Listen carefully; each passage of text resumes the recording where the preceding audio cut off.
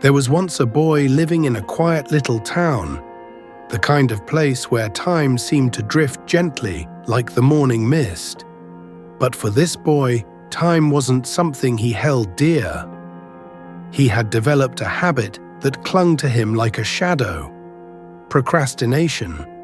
No matter what the task was, whether schoolwork or helping at home, he would always put it off.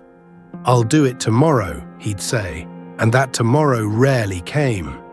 Days turned into weeks, and while his classmates moved ahead, shining in their studies, thriving in activities, carving paths for their futures, he stood still, buried under excuses and idle distractions. His family tried to guide him, his teachers pleaded with him to make better choices, but their words fell on deaf ears. He believed he had all the time in the world, squandering his hours on meaningless pastimes, lost in fleeting pleasures that gave him no real joy. It wasn't that he lacked potential, he simply didn't see the urgency of time slipping through his fingers. Then one day something changed. News spread across town like wildfire. A wise monk had arrived. People whispered stories of his insight, his calm presence, and the clarity he brought to those who sought his wisdom. Crowds gathered just to hear him speak, to catch even a fragment of his knowledge. Curious and perhaps a little desperate, the boy made up his mind to visit the monk. Somewhere inside, a flicker of hope had been lit. Maybe, just maybe, this monk could show him the way out of his misery. When his turn came, he stepped forward, bowing with both respect and desperation. "O wise one," he said, "I feel like a failure. Everyone around me is moving ahead, achieving things, living their lives, and here I am, stuck. I want to be better. I want to leave all this behind and become the best. Please, tell me how." The monk looked at him with kindness in his eyes, the kind of gaze that saw right into his soul. He spoke softly. "My child, your struggle stems from one thing. You do not understand the value of time. You throw it away as if it's endless, but time, once gone, never returns. Let me share a story that might open your eyes."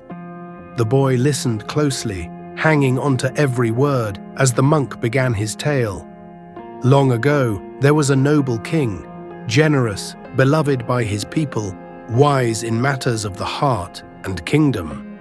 One day, while walking through a village, he came across an old friend from his youth. This man had studied with the king in a gurukul, but life had not been kind to him. He was now poor, jobless, and shunned by society. Blame poured from his lips on fate, on people, on circumstances. He never accepted that perhaps the fault lay within. The king, moved by compassion, invited his friend to the palace and said, "You have one day. Go to my treasury and take as much gold and jewels as you can before sunset. All of it will be yours." Stunned and grateful, the man rushed home to tell his wife. She rejoiced and urged him to leave immediately, but he waved her off. "Let me eat first. I'm hungry," he said, and she quickly served him lunch. He took his time, savoring every bite as though the treasure could wait forever. Once his belly was full, sleep crept over him like a fog. "I'll rest a little," he mumbled and lay down. Hours passed. When he finally woke, the sun had dipped lower in the sky. Panic struck him, and he grabbed a few empty sacks and ran toward the palace. But the sun was merciless. Its heat bore down on him, and soon he stopped under a tree to rest. The breeze was gentle, the shade cool, and he thought, just for a moment. But the moment stretched, and once again he fell asleep. When he awoke, dusk was setting in. He scrambled to his feet and sprinted toward the palace, heart racing. But by the time he reached the gates, it was too late. The sun had vanished, and so had his opportunity. The gates stood closed, the treasure locked away, forever beyond his reach. His fortune lost, not by fate, but by his own choices. The monk paused, letting the weight of the story sink in. The boy sat still, speechless, his mind replaying the monk's words over and over. In that moment, he saw himself in the lazy man of the tale. All the missed chances, the wasted hours, the empty promises to himself. It all made sense now. He bowed deeply and thanked the monk, a new resolve forming within him. He returned home that evening, different from the boy who had left that morning. No more waiting for the perfect time, no more excuses. He began working steadily, committing himself to every task with energy and focus. Slowly, the change became visible. His grades improved, his confidence grew, and the respect of his peers followed. What he once thought impossible now felt within reach, all because he had learned to value the one thing he had always taken for granted: his time. We often don't realize how precious our moments are until they're behind us. Time is like gold, more valuable than anything we own. Each second is a coin, and once spent, it never returns. Wasting time is like burning money. We gain nothing and lose everything. The difference between success and failure often lies in how we manage our time. A student who fails knows the value of a year. A traveler who misses a train by a minute understands how much a single minute can change everything. These are not just sayings. They are real-life lessons that echo in the quiet corners of our lives. Those who cherish their time rise above the noise. They build their dreams with purpose and see results where others see only regret. And those who treat time casually, they're left watching opportunity pass by like distant ships. Don't let that be your story. Don't wait for a miracle or a second chance that might never come. Use your hours wisely. Smile with your family. Work on your goals. Learn something new. Create something meaningful. Because in the end, it's not just about achieving success. It's about living a life that matters. A life where you can look back and know you didn't waste the time you were given.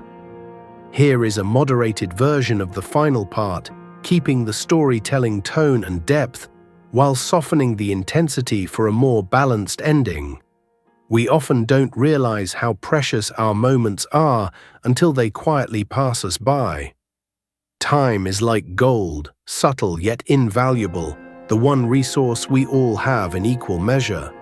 Each second holds a quiet power, a chance to create, to learn, to connect, or simply to move one step closer to the life we dream of. And once that second is gone, it can't be reclaimed. That's why using our time wisely isn't just about productivity, it's about living with intention. Even small decisions matter. A student who falls short knows the weight of a year. A traveler who misses a train by a single minute understands how quickly a moment can shape an outcome. These aren't dramatic tales, they're everyday reminders that time touches every corner of our lives. Those who learn to respect time, who give their best effort when it matters most, often find that things begin to shift. Their dreams feel a little more reachable. Their days carry more meaning. And slowly, quietly, success follows. Not always in grand ways, but in the steady satisfaction of knowing they're on the right path. It's not about being perfect, it's about being mindful, choosing to spend your hours on what truly matters. Whether that's a goal, a loved one, or simply a moment of peace. Because time, once honored, has a way of giving back, not always in riches or fame, but in fulfillment.